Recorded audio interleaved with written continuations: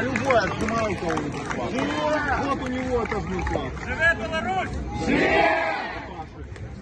Слава Україні!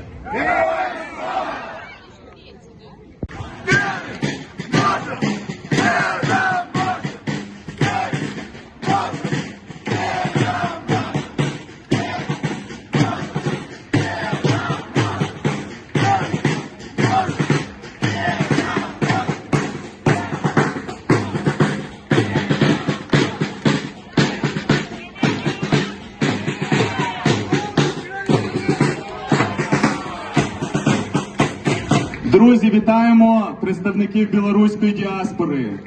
Дуже багато білорусів воювали за Україну в російсько-українській війні. Дуже багато продовжують воювати. Дякуємо їм за це. Віримо, що і Білорусь скоро розтане вільною. Живе Білорусь!